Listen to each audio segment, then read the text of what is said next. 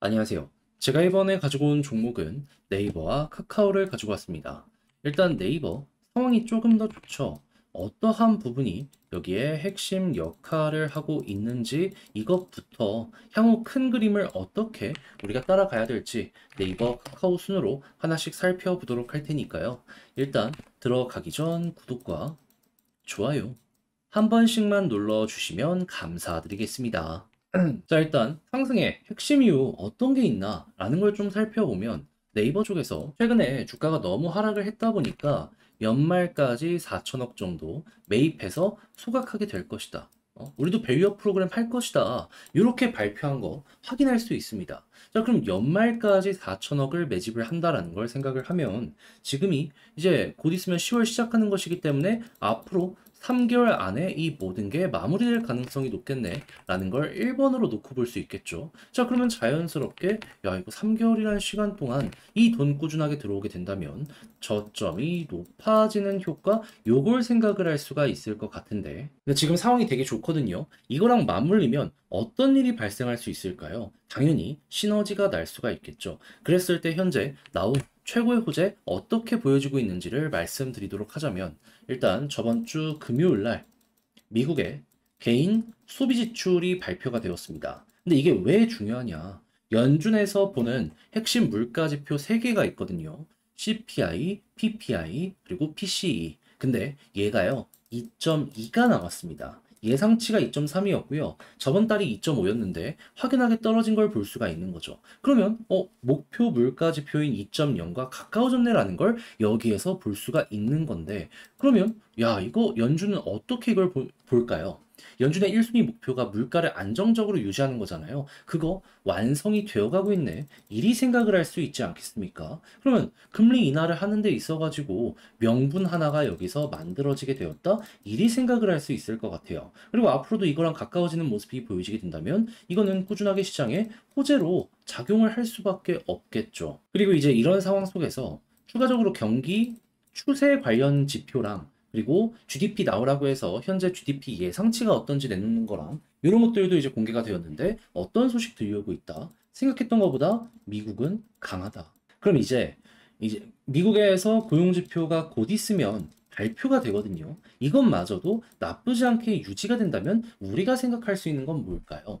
물론 그 예상치보단 조금만 떨어지면 더 좋긴 하겠죠. 왜냐하면 그러면 경기가 안 좋아진다라는 거고 그걸 위해 선제적으로 금리 인하로 대응을 하려고 할 테니까. 근데 나름 괜찮더라도 금리 인하에 속도가 붙진 않는다라고 하더라도 25bp씩은 꾸준하게 금리 인하에 대한 이야기 들려오게 될 겁니다. 그러면 차근차근 올해 11월, 12월 금리 인하하고 내년에도 계속 금리 인하를 하면서 지금 나오는 내용 중에 하나는 내년 연말이 되기 전에 3% 아래까지 금리가 떨어질 수도 있다는 얘기가 들려오고 있거든요. 이게 완성이 되면 우리 코로나 때 겪어봤잖아요. 금리가 떨어지고 시장의 유동성이 풀리면 시장 전체가 올라가는 모습이 보여지게 된다라는 걸. 그러면 이 두 가지를 후속 내용과 함께 보면서 쭉 우상향하는 거 노려볼 수 있게 되는 거죠. 그러면 소각은 물론이거니와 이런 업황이 맞물리면 암만 생각을 하더라도 현재 카카오는 물론이거니와 네이버 모두 좋은 상황이다 라고 생각을 하기가 좋아지게 된다라는 거죠. 물론 돈을 조금 더 많이 쓰는 네이버가 이 상승에는 유리한 환경이라는 건 알아두시면 좋고요. 그럼 이런 걸 중심으로 수급이 괜찮다면 조금 더 편안한 마음으로 볼 수 있겠죠. 했을 때 네이버 기관은 물론이거니와 외국인이 조금씩 조금씩 담아가지고 있고요. 카카오 같은 경우에도 외국인 확실하게 담아가지고 있습니다.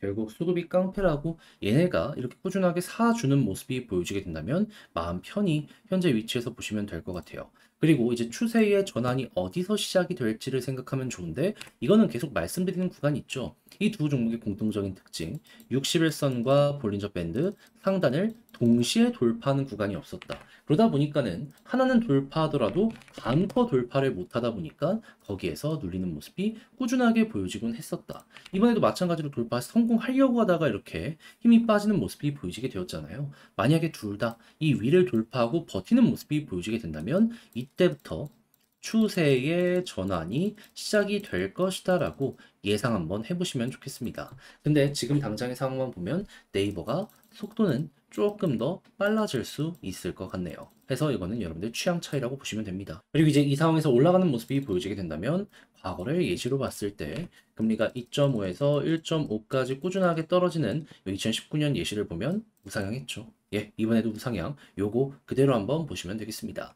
자, 그럼 지금 본 걸 바탕으로 총정리 영상 마치도록 하자면 일단 첫 번째 나오는 뉴스를 봤을 때 야, 이거 개별적으로도 좋지만 업황 모두를 본다라고 했을 때 지금 10월달, 11월 기대될 수 있는 것들 꾸준하게 나오고 있다.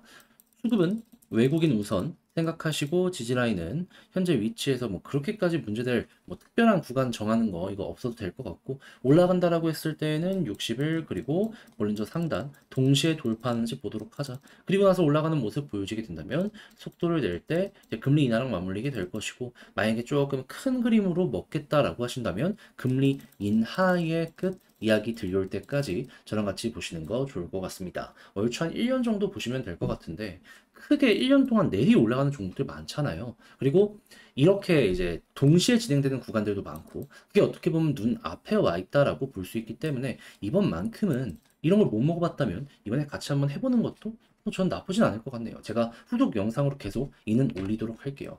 자, 그럼 제가 지금 말씀드린 거 여러분들의 많은 도움 되었으면 좋겠고요.